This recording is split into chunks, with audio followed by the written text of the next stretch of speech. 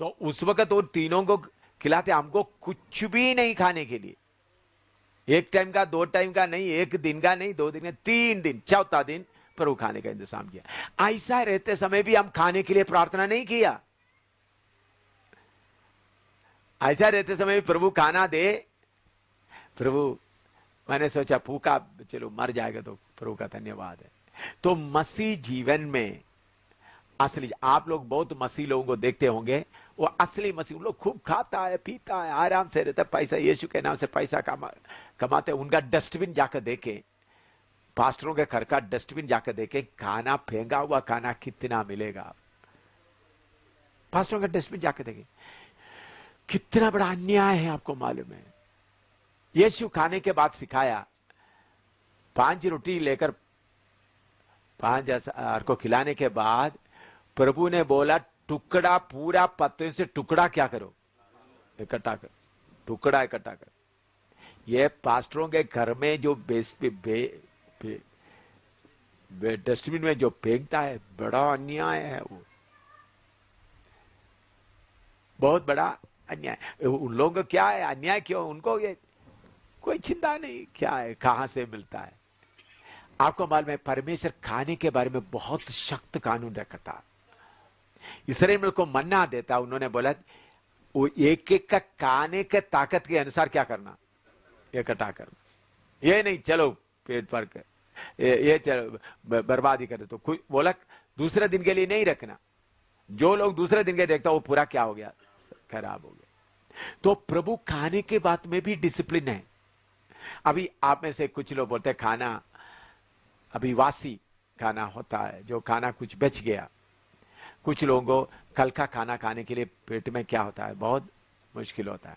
मैं मानता हूं आपका, लेकिन मैं आपको मालूम है, मैं अमनी से पूछे, हम लोग कोई खाना बनाकर, अगर अभी सब लोग किसी दिन 4-5 सेवक लोग आ गया, उन लोग थोड़ा ज्यादा रोटी खाएंगे करके रोटी बनाएंगे, अगर रोटी बच गया तो रोटी सुखाएंगे धूप में, ऊपर छत में धूप में रखकर उसको क्या करते थे, सुखाते थे। एक दिन सुखाया और उसमें से चिड़िया उठा के लेकर नहीं जाना, इसलिए उसके ऊपर कोई पतला टावल या पतला कपड़ा डालकर पत्थर रखे रखते हैं। सूखने के बाद उसको छोटा छोटा तोड़कर फिर वो पत्थर के अंदर रखकर उसको क्या करेंगे, कुटाई करेंगे।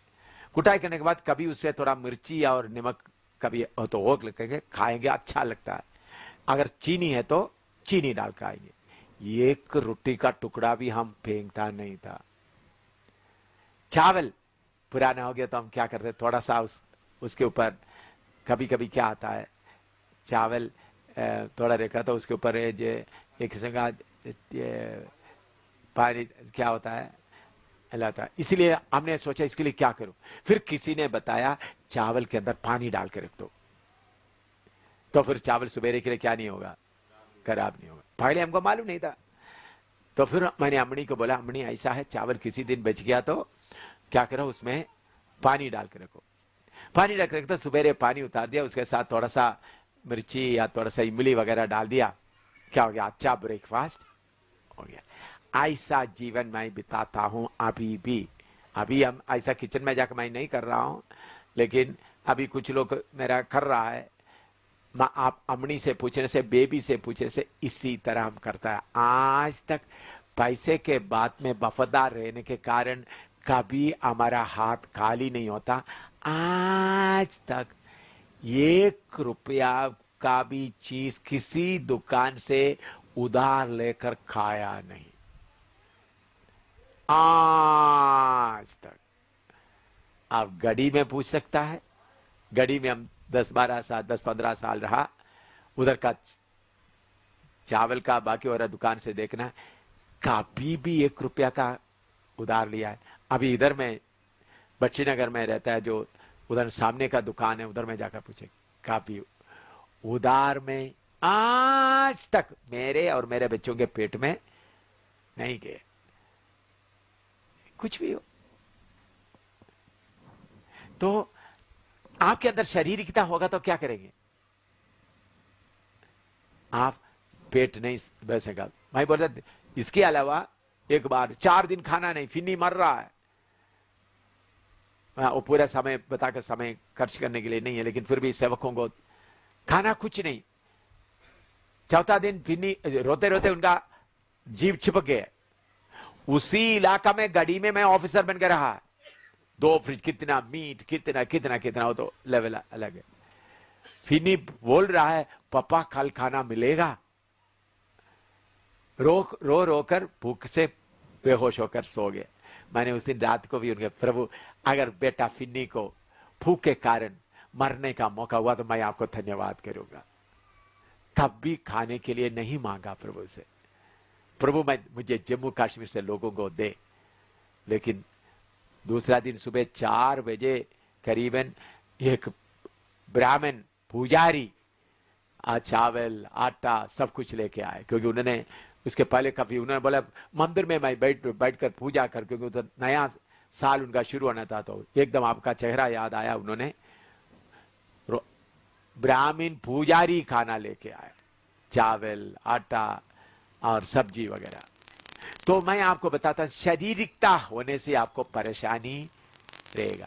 शारीरिकता नहीं है से आपका बच्चा भूखा, दूध नहीं। कितने बार ये सुसैन नबी को दूध नहीं, हालेलुया, ग्लास पानी लेते यीशु के नाम में, ये पिलाता हूं बेटे का पेट भर जाए, बेटी का पेट जो बोतल में लगा। कितने बार, क्योंकि दूध खरीदने कोई पैसा है ही नहीं, दूध खरीदने के लिए भी पैसा नहीं। तो कितने बार, 1 बार नहीं 2 बार नहीं। तो ऐसा करते वक्त कितना आनंद होता था। तो शारीरिकता रहेगा तो क्या नहीं रहेगा, शांति नहीं रहेगा।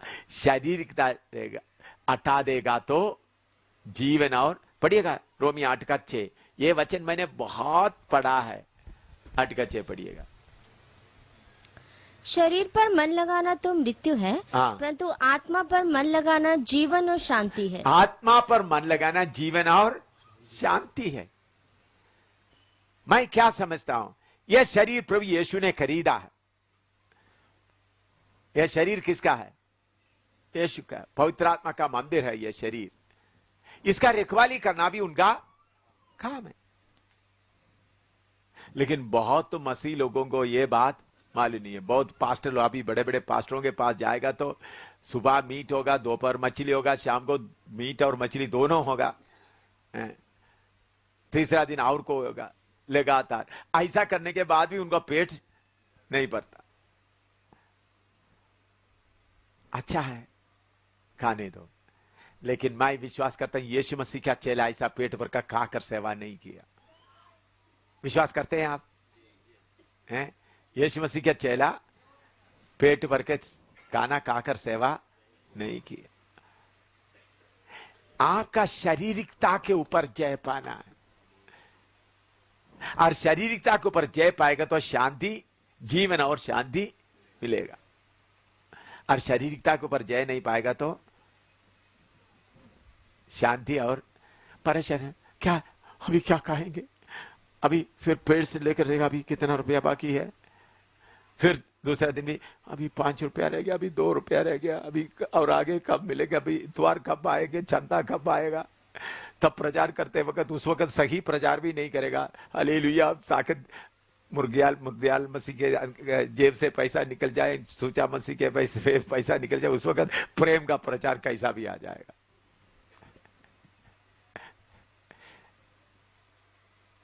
भाई, हमारा शारीरिकता को दूर फेंकना जरूरी है। शांति मन में रहे तो, शांति मन में रहना तो क्या है? जीवन। तो यीशु मसीह का कलीसिया कौन सा है? जीवता कलीसिया है। सर्दी का कलीसिया के लिए प्रभु क्या करता है? बोलता है तो जीवता है, लेकिन मरा हुआ है। ऐसा ना रहे। प्रभु आपको देखते हुए, तो आपको मरा हुआ हालत में कौन ले आता है? क्लियर है? बोलो, ये एम शामिल का प्रिंसिपल है या बाइबल का बात है? बोलो। शारीरिकता का बातें आएगा तो शांति भंग हो जाए। शारीरिकता का बात, इन बातों के ऊपर जय पर। हमारा परमेश्वर को ये सब कुछ आपको देना कोई मुश्किल नहीं है। आपको टन टन पर मीट देना, टन टन पर मछली देना और चावल देना। क्यों? सर्वशक्तिमान परमेश्वर कोई मुश्किल है भाई? अभी इसी डोगरा हॉल का, मैं आपको डोगरा हॉल में, जम्मू में डोगरा हॉल में मीटिंग चल रहा था। ये शौकत पीटर है जो दूसरा कलीसिया पास जो हमारे साथ, अभी शौकत पीटर उसका खाने का इंचार्ज शौकत पीटर था। उन्होंने आकर मुझे बोल दिया, क्योंकि वो जम्मू शहर का मैंने वो जिम्मेवारी उनको दिया था। उन्होंने बोल दिया अभी सिर्फ 100 रुपया बाकी रह गया। तो मैंने सेवकों को, जो इंचार्ज 2-3 लोग हैं, जॉर्ज सिफेन वगैरह 2-3 लोगों को बुलाया, बैठकर बात करते क्या करें। मैंने बोला 100 रुपया, 100 तो दूध खरीद लो। दूध खरीद के उसमें थोड़ा पानी डालकर सारे बच्चों को, 10 साल नीचे का सारे बच्चों को क्या करो, एक एक गिलास दूध दे दो। फिर बाद में खाना, क्योंकि बहुत लोग है आया, कम से कम 1,500-2,000 तक का करीब लोग आया हुआ है, उनको सबको खाना खिलाना है इसी डोगरा हॉल में। तो बैठकर हम बात करना, ठीक है सबको बोलेंगे आज दोपहर को सब पानी पिएंगे। ऐसा मैं बात करते समय में एक बुढ़ी माँ, 2 लोग एक बड़ा मटका लेके आ रहा। मटका लेकर मैं ऐसा हॉल में कुर्सी में ऐसा बैठा था, मेरे पाँव के पास लेकर रख दिया। ये जम्मू की बात बोल रहा हूं। मैंने बोला ये क्या है? बोलता तो मैं कल रात को इधर आए थे, इधर खड़ा होकर आप लोग सब प्रार्थना करते समय में मेरे अंदर से कुछ ताकत था, वो निकल गए। तब से मैं जब घर में गया तो मेरे अंदर में बोलते, मैं 14 साल से काली के लिए मंदिर बनाने के लिए पैसा इकट्ठा किया था। 14 साल से मेरे और मेरे रिश्तेदार से एक मटका में डालकर रखा हुआ है। बोलते मटका पूरा लेकर आपके पास लेके आओ। लेकर आया तो मटका, मैंने बोला मुझे मालूम हो गया प्रभु की तरफ से प्रार्थना कर तोड़ा, तो बाकी 3 दिन का पूरा खाना, 22-23 सेवक लोग नेपाल से आए थे, उनका लिए एक पूरा किराया, और आंध्रा से आए, सबका पैसा उधर में से निकल गया। किधर से? एक ही मटका से। रिहाड़ी के इलाका में कहीं रहने वाला एक बुजुर्ग बहन लेके आया, अभी वो जिंदा है मुझे मालूम नहीं। मैं पास्टर चमन को बोला आप इनका देखभाल करें। पास्टर चमन और दूसरा तो जो मर गया था पास्टर था सादिक, हाँ पास्टर सादिक वाले को बोला आप इनको देखभाल करें। अभी सादिक वाला अपना साथ ले गया कहीं मुझे मालूम नहीं। हाँ, तो हमारा परमेश्वर एक बार हमारे उधर में सब्जी, यही डोगरा हाल का मैं बोल रहा हूं, जम्मू के लिए जम्मू का गवाही काफी है। इतना लोग आया है तो सब्जी का पैसा नहीं देखा, तो एक छोटा मिनी ट्रक में पूरा सब्जी, 2-3 बोरी टमाटर, 3-4 बोरी एक पंडित ने लाकर अनलोड कर रहा है, बोलकर महाराज हमारे लिए प्रार्थना करो। ए भाई क्या है? तो हम तो इधर सब्जी का करते हैं, तो हमको ऐसा लगा इधर सत्संग आया हुआ, इधर लोगों को खिलाने के लिए लेकर देना, इसलिए मैंने अच्छा टमाटर, मुझे मालूम नहीं कितना किया, एक बार कितना केन दूध लाकर रखकर चले गया। दूसरा और किसी ने अगर बाद में ले दो, सब चाय पी रहा है, खीर खा रहा है, चीनी बोरी आता है भाई, ये नहीं जाकर किलो खरीदते, कौन भेजता है?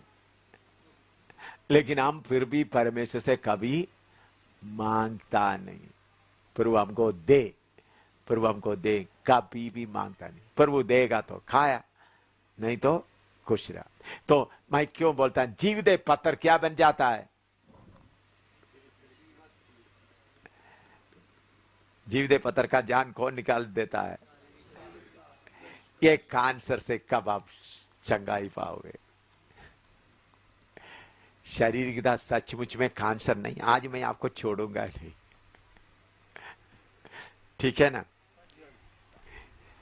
आप बोलेंगे किधर भी आए तो उधर ही आकर क्या करता है? आप लोग बोलेंगे सुन के हमारा कान फक गया, थोड़ा रुई रख लो। सुन कर क्या कान क्या हो गया? फट गए। देखिए अच्छी तरह आप सुने, ये आप एक जीवदे पत्थर है, इसमें पूरा जीवन रहना है। प्रभु आपने उद्धार दिया, अच्छी तरह समझना, आप नए सृष्टि बन गए। 2 कोरिन्थी 5:17 पढ़िएगा।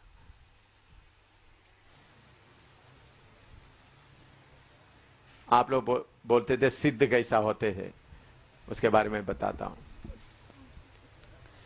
यदि कोई मसीह में है तो वह नई सृष्टि है। हाँ, नई सृष्टि है। पुरानी बातें बीत गई हैं, देखो वे सब नई हो गई। हाँ, देखिए इधर आप सुनिएगा, जब आप उद्धार पाया, आपको प्रभु ने नया जीवन दिया, आपके अंदर कितना खुशी आपको महसूस होता था, पूरा आनंद ही आनंद रहता था। उस वक्त आपके अंदर छोटा सा एक शारीरिकता एक कोने में छुपा हुआ था।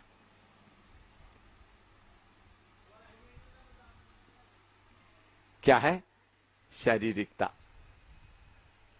प्रभु ने पूरा आपको क्या कर दिया है? शुद्ध कर दिया। थोड़ा सा एक शारीरिकता आपके अंदर क्या है? छुपा हुआ था। इसके ऊपर जय पाने के लिए आत्मा भी दे दिया।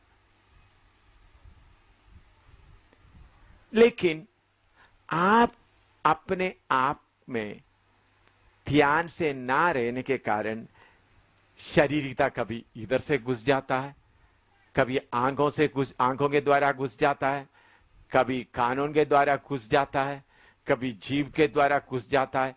अलग अलग जगह से क्या हो जाता है? शारीरिकता घुसकर आपके अंदर का शांति को क्या करता है? भंग करके रहता है। ये है असली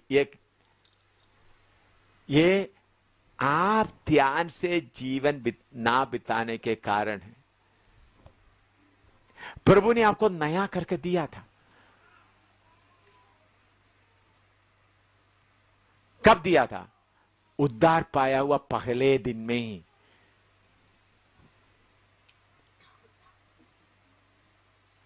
इसलिए मैंने पिछले दिनों में बताया, कोई बच्चा पैदा होते हुए आधा हाथ से कोई बच्चा पैदा नहीं होता। लेकिन फिर आप ध्यान से ना रहने के कारण शारीरिकता अंदर घुस जाता है। तो इसलिए आपका काम है उसको बाहर निकाल दे। फ्लैश। यह है बाइबल का उपदेश, मेरा अनुभव से मैं बोल रहा हूं।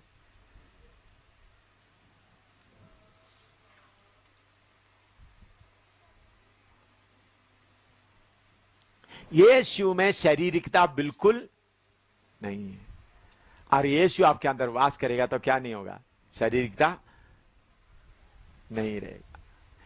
तो जो कुछ थोड़ा शारीरिकता है वो कंट्रोल में रहेगा।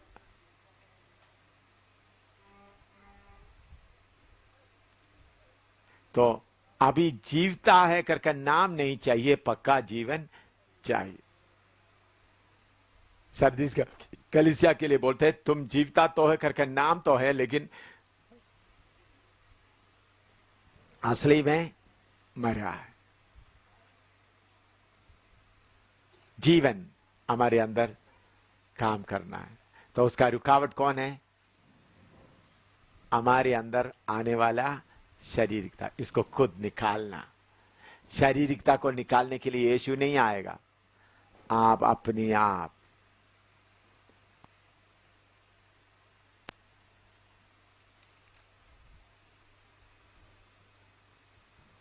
रोमी 8:13 पढ़िएगा।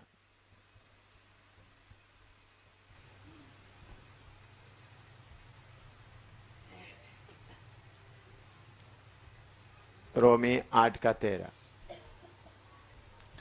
क्योंकि यदि तुम शरीर के अनुसार दिन काटोगे तो मरोगे, यदि आत्मा से देह की क्रियाओं को मारोगे तो जीवित रहोगे। हाँ, यह विश्वासियों के लिए लिख रहा है। 8:13, रोमन्स 8:13। शरीर के अनुसार जीवन बिताएगा तो मरोगे। उद्धार पाया, बपतिस्मा लिया, पवित्र आत्मा पा लिया, फिर भी शरीर के अनुसार जीवन बिताएगा तो मरोगे। आत्मा से शरीरता के ऊपर जय पाएगा तो जीवित रहोगे। यहूदा का 12 पढ़िएगा, जूद 12।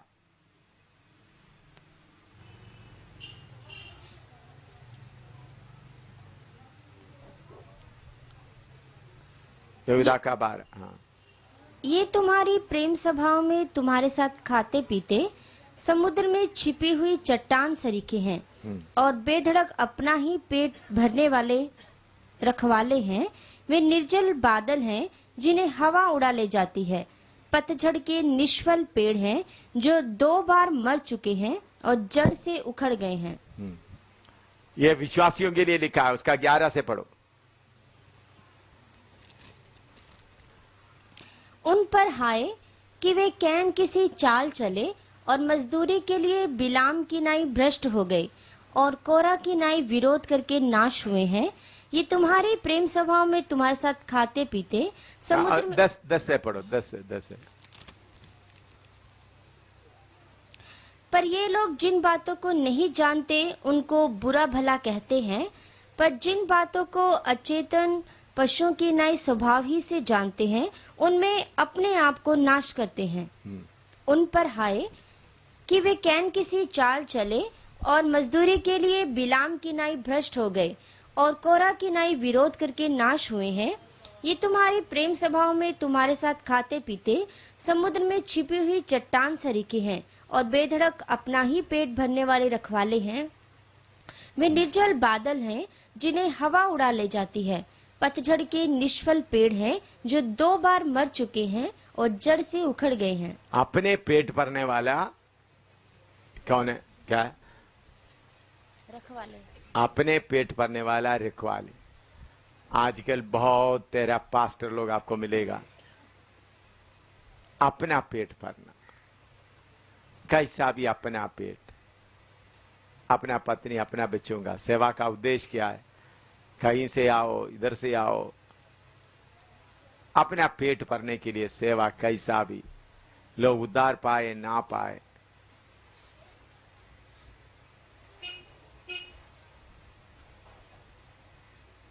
आजकल ऐसा काम हिंदुस्तान में बहुत चल रहा है।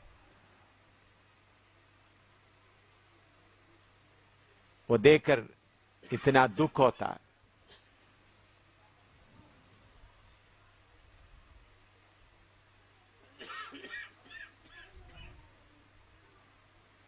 एक बार केपी होनान के पहले वर्ल्ड विजन लोग आ गया मेरे पास। वर्ल्ड विजन उस वक्त उनका हेडक्वार्टर सिर्फ मद्रास में था। मद्रास से वर्ल्ड विजन का 4 लोग आए। उस वक्त इधर में दिल्ली, इधर उधर में कोई नहीं है उनका। उन्होंने बोला देखो हमको उत्तर भारत में, अभी राजस्थान भी बहुत जगह में वर्ल्ड विजन, उन्होंने बोला हम अभी सिर्फ मद्रास में हैं, हम उत्तर भारत में करना चाहते, तो हम पूरा इंक्वायरी करते वक्त आप एक फेथफुल वफादार आदमी है करके मालूम हो गया। इसलिए हमारे हेडक्वार्टर अमेरिका से हमने फैसला किया, कहीं मैं अमेरिका में भी प्रचार करता हूँ, जाने के लिए प्रचार करते, तो एम शामिल को इसके ऊपर एक कंट्रोल मेन आदमी की तरफ रखना कर फैसला किया। इसलिए हम ये ऑफर लेकर आए हैं। उन्होंने बोला आपके लिए हम एक स्पेशल कार देंगे, आपका मदद करने के लिए एक स्टेनो का सैलरी भी पूरा देंगे, आपका जो वर्ल्ड टूर का पूरा टिकट का खर्च भी हम उठाएंगे। तो क्या क्या बोल रहा है? वर्ल्ड टूर सुसमाचार के लिए जिधर जाना उसका टिकट का खर्चा भी हम उठाएंगे, एक कार देंगे और दूसरा स्टेनो देंगे जो उनका सैलरी पूरा, बाकी सब। तो मैंने बोला मेरा काम क्या है? आपका काम है कि हमारा जो डायरेक्टर्स बाकी वगैरह पैसा का करते वक्त आप भी वो चेक में साइन करना। स्मॉल ट्रांसैक्शन नहीं, हमारा सोनल लोग, उन्होंने मैंने बोला अमाउंट कैसा होता है? वो तो लाखों में भी करोड़ में भी होता है। हमको एक वफादार आदमी चाहिए। तो मैंने पूछा काम क्या है? हम बहुत जगह में पाइप डालने जा रहा है, जम्मू कश्मीर में भी पाइप डाल सकते हैं और बहुत जगह में हम रोड भी बनाने जा रहे हैं और कुछ जगह में हम जर्सी गाय गाय को लोगों को देने जा रहा है, और सिलाई सेंटर खोलने जा रहा है, और रोड, सिलाई सेंटर, दूसरा दवा खाना जो फर्स्ट एड। तो राजस्थान में, हरियाणा में, जम्मू कश्मीर में, पूरा जगह में उसका पूरा एक एक एरिया के लिए कौन होगा? आले कोऑर्डिनेटर होगा। मेरा काम क्या है, उन लोग जो पैसा क्या कहते हैं थोड़ा सा उसके ऊपर थोड़ा कंट्रोल करें। पहले मैंने सोचा, ये सुनते ही मेरे मन में आया, जम्मू कश्मीर में बहुत पहाड़ों में देखा उधर पानी नहीं है, तो उधर में पाइप पहुंचे तो अच्छा। उन्होंने बोला जिधर स्कूल नहीं है उधर स्कूल भी शुरू करेंगे। तो देखा तो करोड़ों का हिसाब है। हाँ, उन्होंने बोला आपका सैलरी आप जितना मर्जी उतना लिख के ले लेना। मेरा सैलरी क्या है, आपको हम सैलरी कोई फिक्स नहीं कर सकता, आप इतना महान सेवक है तो आप जितना चाहिए उतना लिखकर ले लेना, ये भी बोला था। मैंने पहले इन्होंने सुना तो सोचा शायद प्रभु की तरफ से होगा, क्योंकि पाइप लगा रहा है, पानी लगा रहा है, लगाने का प्रोग्राम है, और सड़क बनाने का, स्कूल का है, गरीबों को जर्सी गाय देने का है। तो मैंने सोचा ठीक है, मुझे थोड़ा सा मन लगा। मेरे खर्चा उन्होंने बोला आपका पूरा। तो मैंने जाकर प्रभु से प्रार्थना किया, प्रभु से प्रार्थना करने के लिए थोड़ा सा घुटना लगा। तो प्रभु बोलते तुम इस जम्मू कश्मीर, पंजाब, हरियाणा, हिमाचल को, राजस्थान को कितना भी अच्छा करेगा तो भी मैं उसको बर्बाद करूंगा। शैतान को बांध के 1000 साल जब होगा तब भी मेरा काम होगा, तुम करना तो करो। मैंने 1 मिनट ही बैठा था बाप, जिसमें आप नहीं है मैं नहीं होता। मैंने बोला भाई लोग माफ करो, मुझे इतना टाइम नहीं होता। उन लोग बहुत निराशा में आ गया।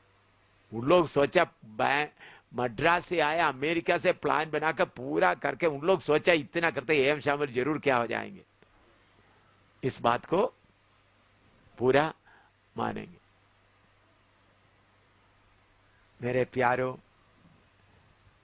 इस संसार की बातों को देखकर हम जाए तो हमको फंसाने के लिए पूरा शैतान कितना, तो उसके बाद कितने लोगों को अलग अलग लोगों को लेकर बना दी। फिर केपी ओनन पहले मेरे साथ ही, आप लोगों को पुराने लोगों को मालूम है, केपी ओनन हमारे घर में ही रहता था।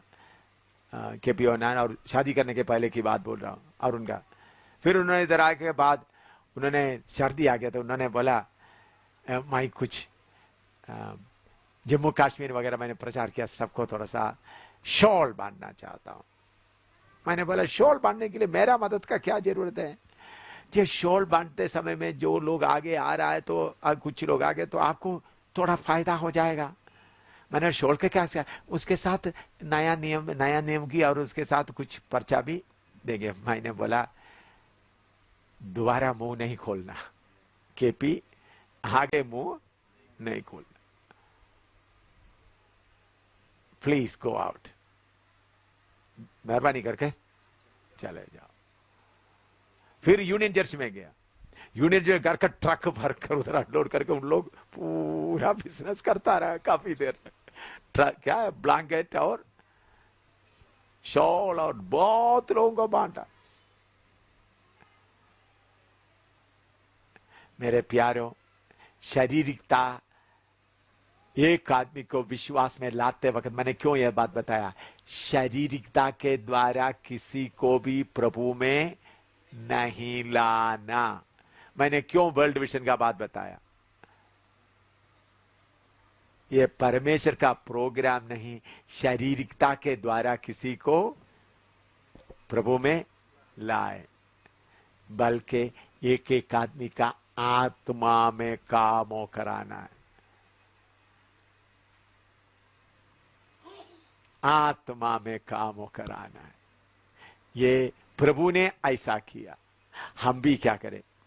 तो आप बोले यीशु मसीह के साथ में लोग वचन सुन रहे थे, कितना दिन तक रात उधर सुनते रहे?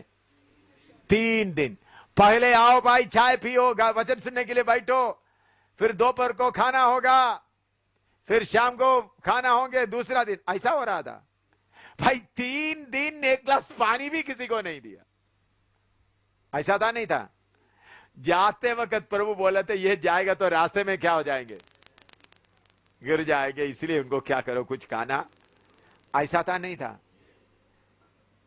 लेकिन आजकल क्या है, चलो भाई आ जाओ, खाना फ्री, पहले आओ ठंडा पानी पीकर बैठ जाओ, फिर वचन सुनो, फिर उसके बाद ब्रेकफास्ट अच्छा मिल जाएगा भाई।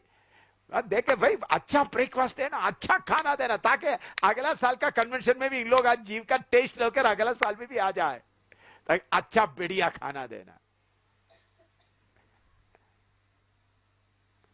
नहीं भाई, शारीरिकता के द्वारा अगर आप किसी को मसीह में लाएगा तो आपका काम हो जाएगा, आप बड़े बन जाएंगे, आपको बहुत पैसा भी मिलेगा, बाद में आपका चर्बी उनका चर्बी आग का झील में जलते जलते निकलेंगे। आप ही स्वर्ग में नहीं आएगा, जो लोगों को आपने लेके आए वो भी स्वर्ग देखेगा नहीं। इसलिए हमेशा शारीरिकता के खिलाफ कार्य करते रहे, तभी जीवन मिला। पहले सदी का कलीसिया का जीवन कैसा मिला था बोलो? पहला सदी का कलीसिया दुनिया को उल्टा पुल्टा कर रहा था। उनका मकान छीन लिया गया, उनका घर बर्बाद किया गया, उनका पत्नी को कहां कर दिया, बच्चे, कोई किसी का पत्नी नहीं, कोई बेटा नहीं, बेटी नहीं।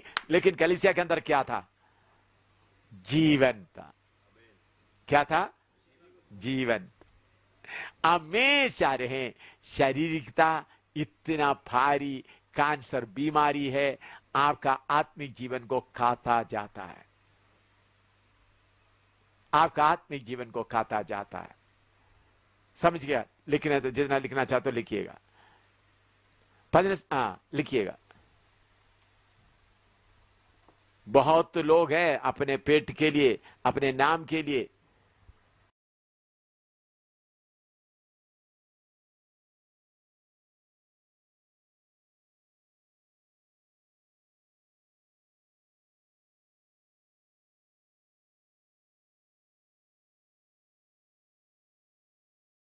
अगर आपका कोई विश्वासी भूखा रह रहा है, आपके पास पैसे, तो जरूर आप उनको क्या देना है? सुने, विश्वासी भूखा रहेगा तो आपने क्या देना है? पैसा देना है, उधर बैठकर उनके लिए प्रार्थना करना है प्रभु। लेकिन एक गरीब अविश्वासी भूखा रहेगा तो आपके पास पैसे, तो पैसा देना, यीशु का नाम लेना ही नहीं। क्या नहीं देना? यीशु का नाम लेना ही नहीं। विश्वासी के लिए यीशु का नाम। देखो भाई, अब प्रभु इस गरीबी से आप क्या सिखाना चाहता है। लेकिन एक अविश्वासी के लिए, एक हिंदू है, मुसलमान है, बच्चे है, स्ट्रीट में पड़ा है, मैंने बोला इन हाथों से मैं कितने बच्चों को नहलाया, खाना, बिस्किट खिलाया, टॉफी खिलाया, कपड़ा दिया, तब क्या नहीं बोलता है? यीशु का नाम एक बार नहीं बोलते हैं, ये बोलो यीशु की जय, बच्चे सब क्या बोलेंगे? चॉकलेट देकर बच्चे यीशु की जय नहीं बोलेंगे, बड़े जोर से बोलेंगे भाई। बच्चों को चॉकलेट ही चाहिए। ऐसा अन्याय नहीं करना है। उनको दो, मनुष्य समझकर उनको दो, और कुछ भी करने दो, कोई देवता को पूजा करने दो, कोई भी नाम लेने दो। आपको मालूम है, मैं ये बच्चों को ये इधर में त्रिकुटा नगर में बच्चों को नहलाने जाते वक्त कितने बच्चे आकर राम राम जी, राम राम जी। मैंने बता, हाँ जी। मैंने राम राम जवाब नहीं देते थे, मैंने क्या देते? मैंने उनको ये नहीं बोला जय मसीह की बोलो। क्या नहीं बोला उनको? बच्चे लोगों को हमारा प्यार देकर उन राम राम जी ऐसे ऐसा बोलते थे। मैंने उनको ये नहीं बोला जय मसीह की बोलो, नहीं। मैंने भी राम राम जवाब नहीं दिया, मैंने हाँ जी। मैं क्या जवाब देता था? हाँ जी। बच्चों को नहलाता था, और अगर भूखा समझते तो कुछ देता था, हमारे पास है तो। तब यीशु का नाम एक बार भी नहीं लिया, यीशु का नाम के लिए नहीं। फिर उसके बाद हमारे अच्छा काम को देकर किसी के मन के अंदर में आता है यीशु, तब यीशु को बोला। इसलिए मैं आपको दोबारा बताता हूं, शारीरिकता के साथ बीज ना बोए। वचन का बीज शारीरिकता के साथ ना बोए, मेटीरियल थिंग्स के साथ वचन कभी ना बोए। मेटीरियल थिंग्स हेल्प के साथ रहेगा तो उन लोग और भी मिलेगा, क्योंकि अंदर का वो बातें निकलना है।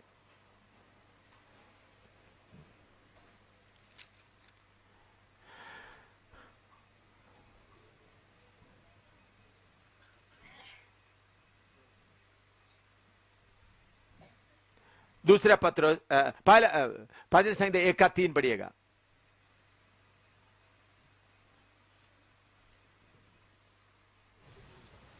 भजन संहिता 1:3।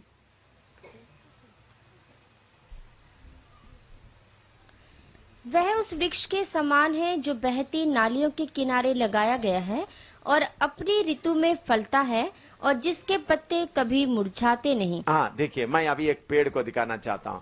ऐसा पेड़ अभी कहीं देखा तो आप लोग मुझे बताना। इसमें पत्ते मैं अलग दिखाना चाहता हूं।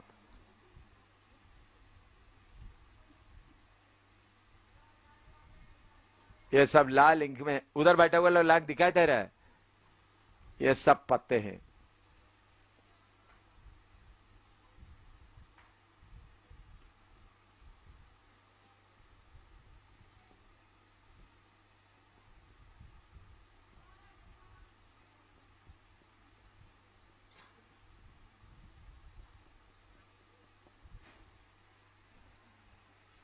ये पेड़ देखा, उसका पत्ता किधर भी है।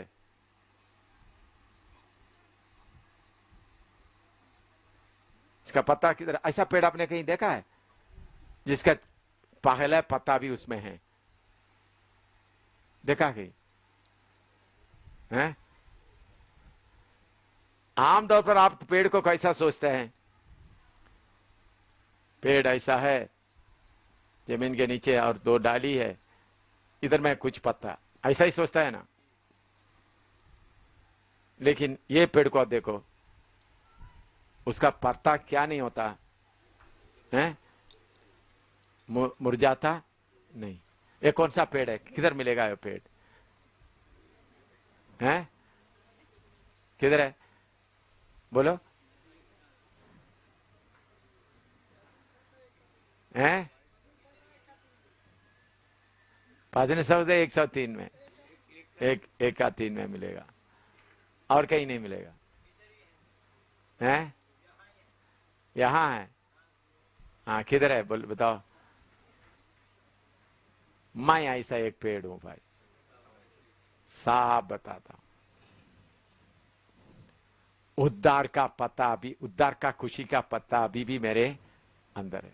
बपतिस्मा का खुशी का, पवित्र आत्मा पाने का, अलगदाई का, प्रभु की कृपा से एक पत्ता भी क्या नहीं है, गिरा नहीं। यीशु मसीह के पीछे चलने वाला कैसा है? नदी के किनारे में लगा हुआ पेड़ है, उनका पत्ता क्या नहीं होता, मुरझाता नहीं। समझ आया? मैं प्रभु की कृपा से बोलता हूं, मैं ऐसा एक पेड़ हूं। उद्धार का खुशी अभी भी मेरे मन में है। नदी कौन सा नदी है? पवित्र आत्मा का नदी। पवित्र आत्मा का नदी के किनारे में लगा हुआ पेड़। हालेलुया।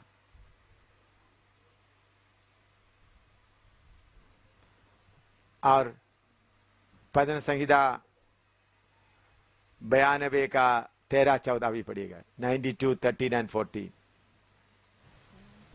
92, 13 and 14। Psalm 92, 13 and 14।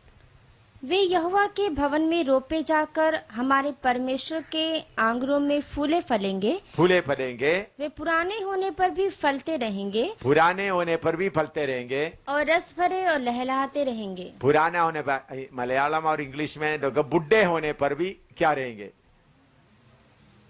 क्या रहेंगे?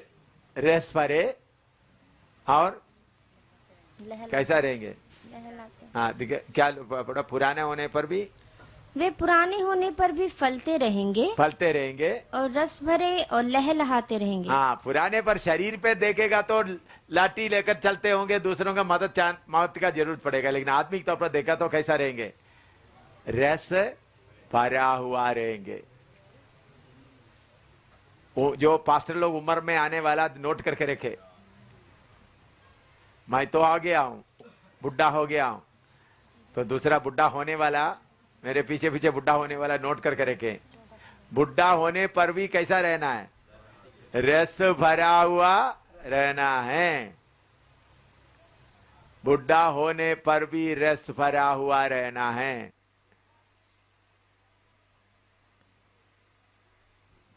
इसलिए आपका जड़ कहां जाना है? नदी में जाना है, दुनिया को टूट कर नहीं जाना। हालेलुया।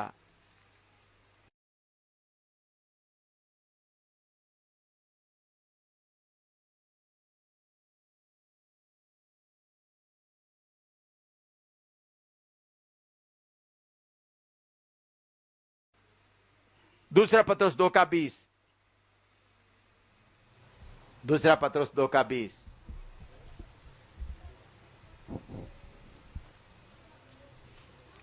और जब वे प्रभु और उद्धारकर्ता यीशु की पहचान के द्वारा संसार की नाना प्रकार की अशुद्धता से बच निकले, तो फिर उनमें फंसकर हार गए, तो उनकी पिछली दशा पहले से भी बुरी हो गई है। हाँ मेरे प्यारों, अगर आप उद्धार पाने के बाद फिर दुनिया के बातों में जाएगा तो फिर आपका हालत क्या होगा? और भी बुरा हो जाएगा। नोट कर लेना।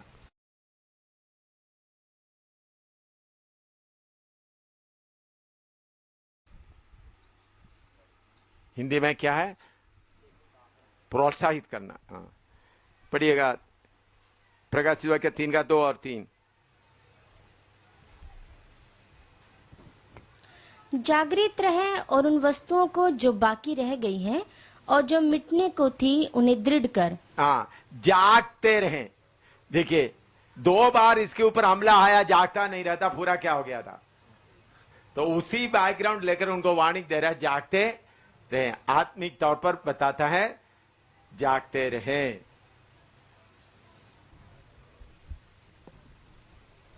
इसके साथ पहला पत्रुस 5:8 भी लिख दीजिएगा, आपको अच्छी तरह मालूम है। पहला पत्रुस 5:8 इसके साथ लिख दीजिएगा।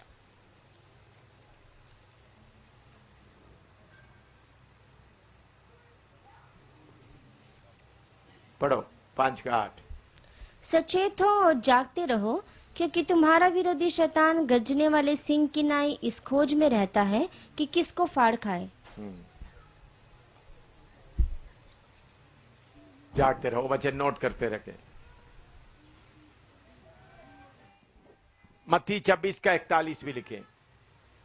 मालूम है आपको, ये यीशु मसीह चेलों को बोलते हैं। Matthew 26:41, Matthew 26:41। जागते रहो और प्रार्थना करते रहो कि तुम परीक्षा में ना पड़ो। जागते रहो, प्रार्थना करो, तुम परीक्षा में ना पड़े। अच्छा, अभी उनको चेतावनी के तौर पर एक बात याद करने के लिए बोल रहे हैं। प्रकाश शिवा के 3:3 दोबारा पढ़ो। बी वॉचफुल, जागृत रहे और उन वस्तुओं को जो बाकी रह गई हैं हाँ। और जो मिटने को थी उन्हें दृढ़ कर। हाँ क्योंकि मैंने तेरे किसी काम को अपने परमेश्वर के निकट पूरा नहीं पाया। हाँ, किसी काम को तुम्हारे परमेश्वर के सामने क्या नहीं पाया? पूरा नहीं पाया। हाँ, सो चेत कर कि तूने किस रीति से शिक्षा प्राप्त की और सुनी थी, हाँ, और उसमें बना रहे। हाँ, और जैसा तुमने सुना उसमें क्या करें? बना रहे।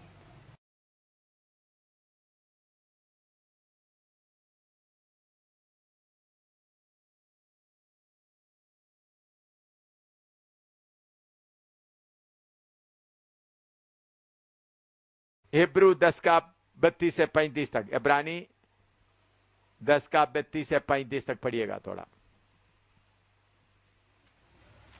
इब्रानी 10:32 से 35 तक। परंतु उन दिनों परंतु उन पहले दिनों को स्मरण करो जिनमें तुम ज्योति पाकर दुखों के बड़े झमेले में स्थिर रहे। कुछ तो यूं कि तुम निंदा और क्लेश सहते हुए तमाशा बने, और कुछ यूं कि तुम उनके सांझी हुए जिनकी दुर्दशा की जाती थी, क्योंकि तुम कैदियों के दुख में भी दुखी हुए और अपनी संपत्ति भी आनंद से लुटने दी, यह जानकर कि तुम्हारे पास एक और भी उत्तम और सर्वदा ठहरने वाली संपत्ति है। सो अपना हियाव ना छोड़ो, क्योंकि उसका प्रतिफल बड़ा है। इधर बैठे हुए एक एक भाई बहन जो नया अभी अभी आया है या जो पुराना है, सब प्रभु को प्यार करते हुए कुछ कीमत दिया हुआ लोग है इधर बैठा हुआ। मैं दोबारा बोलना चाहता हूं, इधर बैठा हुआ एक एक भाई प्रभु के लिए, इस उपदेश के लिए कुछ कीमत दिया हुआ लोग है। मैं आपको काटता है, शारीरिकता के बारे में बोलकर काटता है, तो भी असली में आप लोग सब इधर बैठे हुए एक एक, चाहे आपके अंदर कुछ कमी हो तो भी आप कुछ ना कुछ कीमत प्रभु के लिए दिए हुए लोग हैं। ये पूरा सच्चाई है। तो कीमत दिया हुआ लोगों के लिए दोबारा पढ़ो 32 से। परंतु उन पहले दिनों को स्मरण करो, पहले दिनों को स्मरण करो, हाँ, जिनमें तुम ज्योति पाकर दुखों के बड़े झमेले में स्थिर रहे। ज्योति पाकर बहुत तेरा दुखों में आपने क्या रहे, स्थिर रहे। हाँ, कुछ तो यूं कि तुम निंदा और क्लेश सहते हुए तमाशा बने। कुछ लोग निंदा और क्लेश सहते हुए क्या बना, तमाशा बना। हाँ, और कुछ यूं कि तुम उनके सांझे हुए जिनकी दुर्दशा की जाती थी। हाँ, दुर्दशा की जाती, उनका सांची हुआ, क्योंकि तुम कैदियों के दुख में भी दुखी हुए कैदियों की दुख में भी दुखी हुए, और अपनी संपत्ति भी आनंद से लुटने दी, आपका संपत्ति भी आनंद से लूटने दिया, यह जानकर कि तुम्हारे पास एक और भी उत्तम और सर्वदा ठहरने वाली संपत्ति है। हाँ। सो अपना हियाव ना छोड़ो। हाँ, अभी मैं आपको क्या बताता हूँ, अपना हियाव को ना छोड़ो, क्योंकि उसका प्रतिफल बड़ा है। हालेलुया। मेरे प्यारो, मैं आपको ये शरीरता के बारे में बार बार उस लाठी से मारने का कारण क्या है, उसको पूरा छोड़कर जो कीमत आपने दिया है प्रभु, उसमें स्थिर रहने के लिए मुझे तैयार कर। थोड़ा घुटना में बैठे, थोड़ा प्रार्थना करें। आगे कुछ और पढ़ाने का है। जो कुर्सी में बैठे, कुर्सी में बैठे रहे। आप थोड़ी देर पीछे मोड़कर थोड़ा देखें, इधर तक आने के लिए आप कितना खुशी छोड़ा है, कितना आनंद छोड़ा है, कितना धन दौलत छोड़ा है। हालेलुया। मैं दोबारा बोलता हूं, इधर बैठे हुए एक एक भाई बहन प्रभु के लिए कुछ सहा हुआ लोग है, प्रभु के लिए कुछ छोड़ा हुआ लोग, प्रभु के लिए कुछ त्यागा हुआ लोग है। मैं बार बार आपको शरीर का लाठी से मारता हूं ताकि आप लक्ष्य को प्राप्त करें। मेरे प्यारो, आप यहां तक आ गया है, सियोन का गाड़ी में बैठकर यहां तक आ गया है। हालेलुया। आपने कितना छोड़ा है, हम कितने लोगों को छोड़ा है, कितने रिश्ते छोड़ा है, कितने दुनिया की चीजें छोड़ा है। Hallelujah, hallelujah. प्रभु ने छोड़ने के लिए आपको सौभाग्य दिया।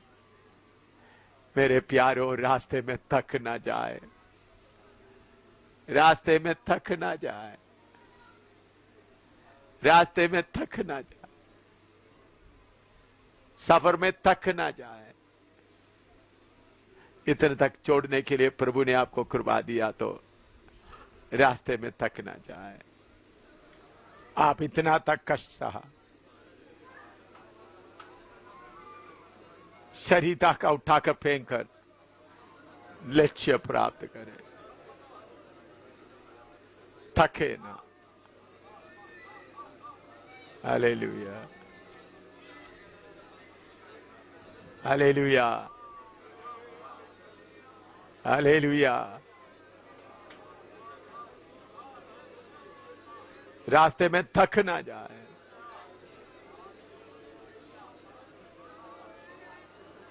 हालेलुया।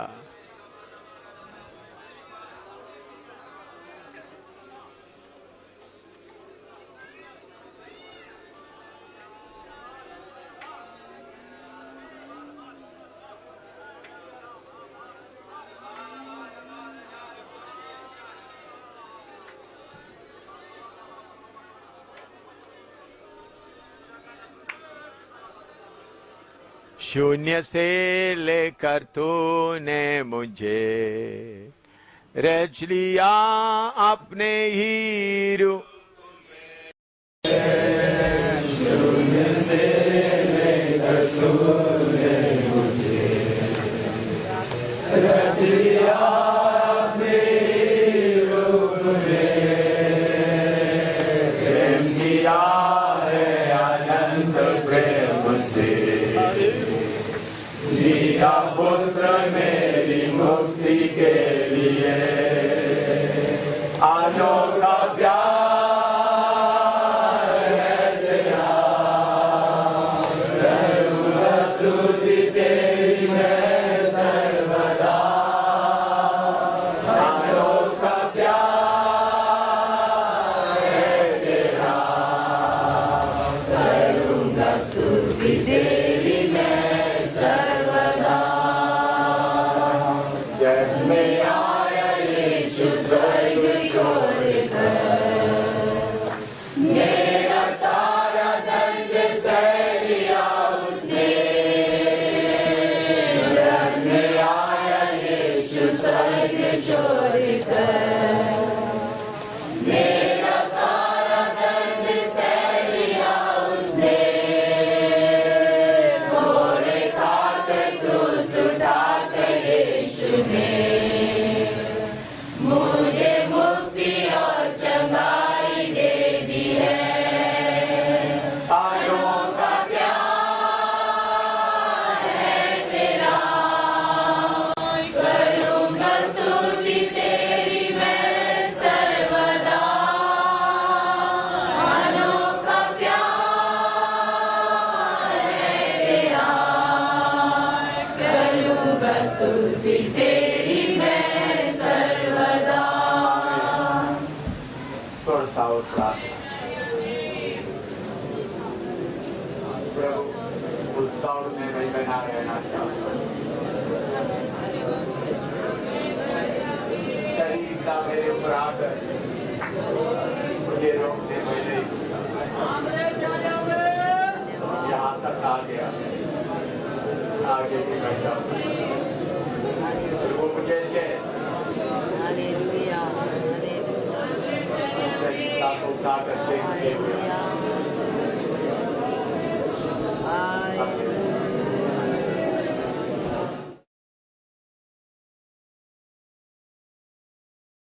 नाहूम 2:1 पढ़िएगा। नाहूम 2:1।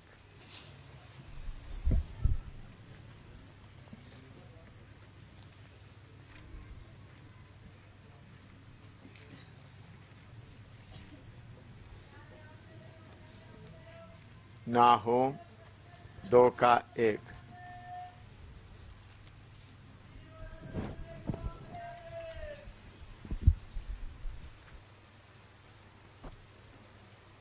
सत्यानाश करने वाला तेरे विरुद्ध चढ़ आया है। सत्यानाश करने वाला तेरे विरुद्ध चढ़ आया है।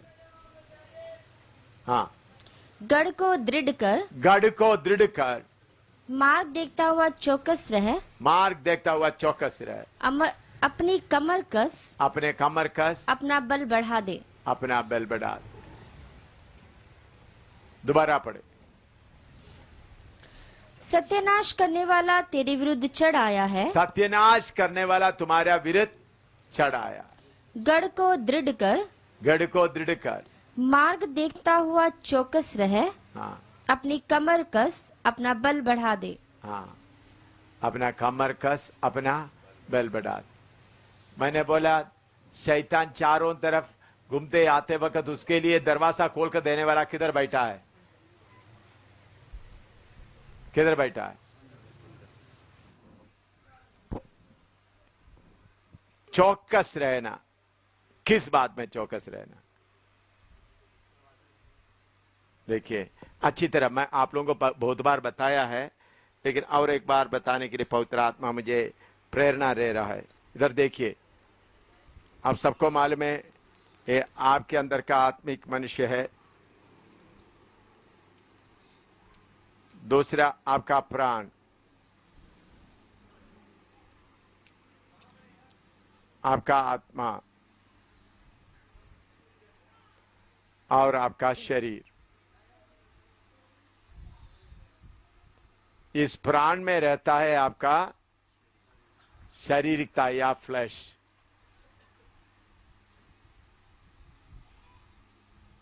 यह किसका बेटा है? शैतान का बेटा है। आपके अंदर कौन रहता है? पवित्र आत्मा। आपके ऊपर हमला करने के लिए शैतान बाहर से आ रहा है, चारों तरफ से आ रहा है। किसको आप चौकस रहे? किसको देखते रहे? बोलो आप, हैं? बोलिए। आप इनको नहीं देखना, ये जाकर दरवाजा खोलता है या नहीं देखना। आपके अंदर का शारीरिकता जाकर दरवाजा खोलता है या, ये काम सिर्फ आप करना है। ये किधर से आते करके देखने का जरूरत नहीं, उनको घूमने दो। आपके अंदर का शारीरिकता जाकर दरवाजा खोलकर देने के लिए मौका नहीं देना। चाहे बातचीत में हो, चाहे देखने में हो, चाहे किसी, जो आदमी अपना शारीरिकता के ऊपर नजर रखता है वो जय का झंडा ऊंचा करते हुए जाएगा। जब तक आपका शारीरिकता जाकर दरवाजा नहीं खोलते, ये करोड़ों में आए, आपके अंदर नहीं आ सकता। जब आपके अंदर का शारीरिकता जाकर दरवाजा खोलता है, वो अंदर घुस जाता है। तो चौकस रहना, शारीरिकता तुम उठना नहीं। तो मेरे प्यारो, माई, मेरे अनुभव से मसीह जीवन चलाते हुए, देखते हुए मैं आपको बोल रहा हूं, शारीरिकता कभी भी उठने देखना। वो उठता है या नहीं देखना। हमेशा आप किस बात में जागते रहना है? मेरे अंदर का फ्लैश, मेरे अंदर का शारीरिकता, जड़म, मलयालम में जड़म बोलता है। हमारे अंदर का शारीरिकता कभी भी उठने नहीं देना। इस बात में ജഡമേ നിന്നെ അനങ്ങുവാൻ അനുവദിക്കുകയില്ല. ജഡത്തിന്റെ ഇച്ഛകൾ, शारीरिकता को मैं जय पाने नहीं दूंगा। अगर उसके ऊपर आप ध्यान हटा दिया, कभी कभी आप उसका साइड पकड़ लेता है। शारीरिकता आपका दोस्त बन जाता है, तो क्योंकि वो थोड़ा खुशी देता है आपको। शरीर क्या देता है?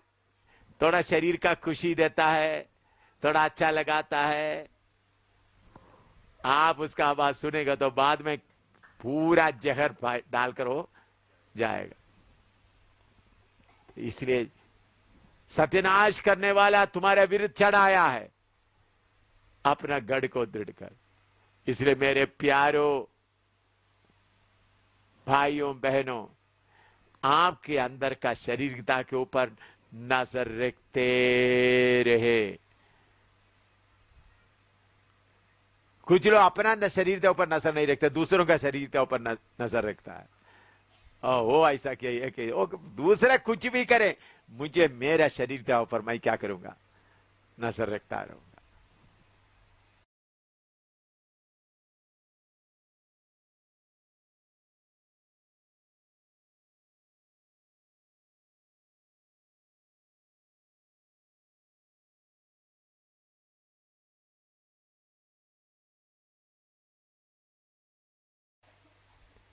अभी प्रकाशित वाक्य 3:4 पढ़िएगा।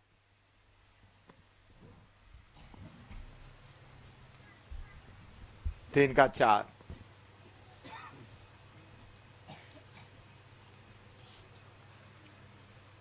पर हाँ सरदीस में तेरे यहाँ कुछ ऐसे लोग हैं जिन्होंने अपने अपने वस्त्र अशुद्ध नहीं किए। अपने अपने वस्त्र अशुद्ध नहीं किए।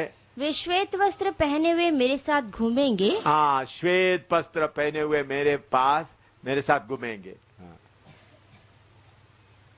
अपना वस्त्र को, पौत्रदाई का वस्त्र को अशुद्ध होने नहीं देना। लिखो,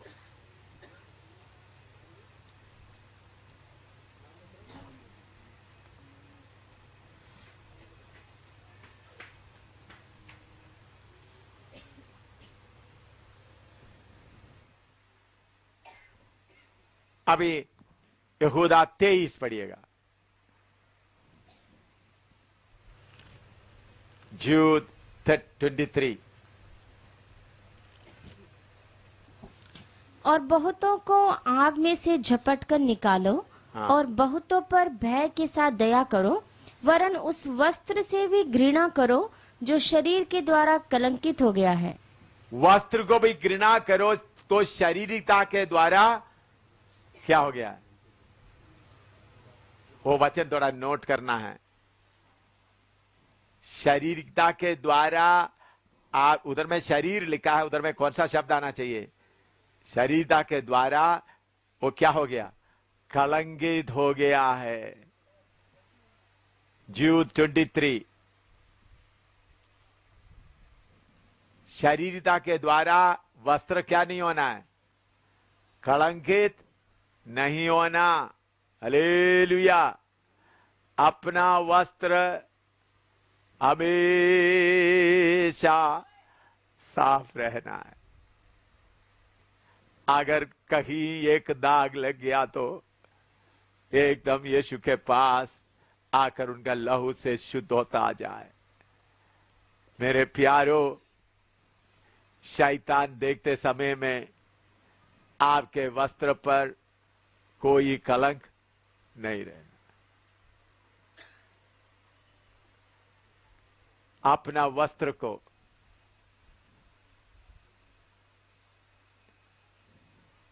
पूरा शुद्ध करके रखना है। प्रकाशित वाक्य 7:14 पढ़िएगा। प्रकाशित वाक्य 7:14। मैंने उससे कहा, हे स्वामी, तू ही जानता है। उसने मुझसे कहा, ये वे हैं जो उस बड़े क्लेश में से निकलकर आए हैं। इन्होंने अपने अपने वस्त्र मेमने के लहू में धोकर श्वेत किए हैं। अपना वस्त्र मेमने के लहू में धोकर श्वेत किया है। अभी प्रकाशित 16:15 पढ़िएगा।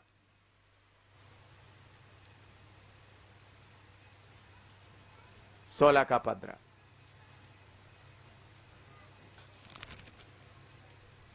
देख, मैं चोर की नाई आता हूँ। धन्य वह है जो जागता रहता है हाँ। और अपने वस्त्र की चौकसी करता है कि नंगा ना फिरे। हाँ। और लोग उसका नंगापन ना देखें। हाँ।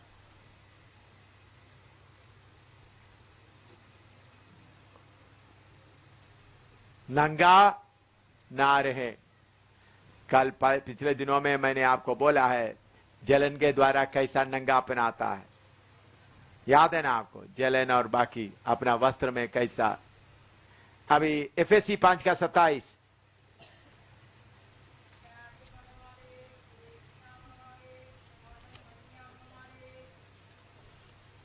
और उसे एक ऐसी तेजस्वी कलीसिया बनाकर अपने पास खड़ी करे जिसमें ना कलंक, ना झुर्री, ना कोई और ऐसी वस्तु हो, वरन पवित्र और निर्दोष हो।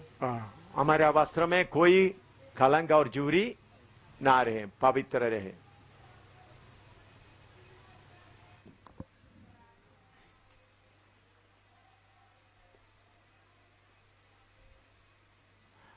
अभी इस कलीसिया के लिए रिवार्ड या हजर क्या है? प्रकाशित वाक्य 3:5। प्रकाशित वाक्य 3:5 उनका हजर, उनका रिवार्ड। जो जय पाए उसे इसी प्रकार श्वेत वस्त्र पहनाया जाएगा। जय पाएगा तो क्या रहेगा? श्वेत वस्त्र। लिखो। हाँ,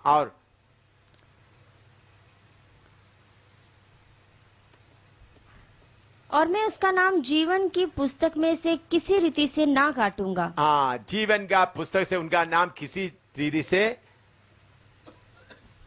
ना मिटूंगा। और पर उसका नाम अपने पिता और उसके स्वर्गदूतों के सामने मान लूंगा। हालेलुया।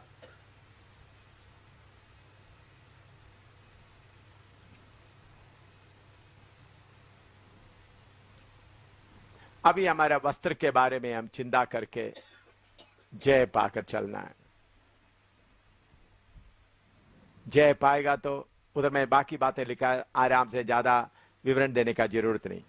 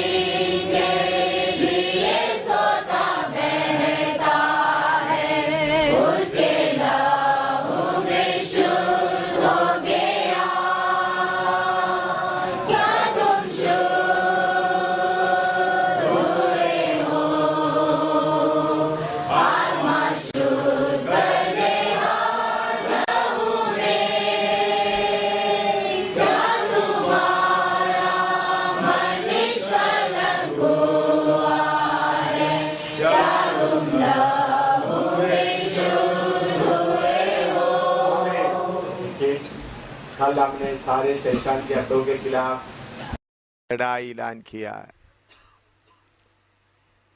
उसके साथ साथ वो शक्तियां हमारे खिलाफ लड़ने के लिए आते समय में हमारे वस्त्र में थोड़ा सा भी दाग देखेगा तो उन्होंने बोलेगा इनके अंदर मैं घुस सकता हूं। सर्दिस के बारे में मैंने बताया, उनका बड़ा चट्टान बहुत देर इंतजार करते वक्त मालूम हो गया उसके अंदर घुसने का एक छोटा सा द्वार है, उधर से शहर बर्बादी किया।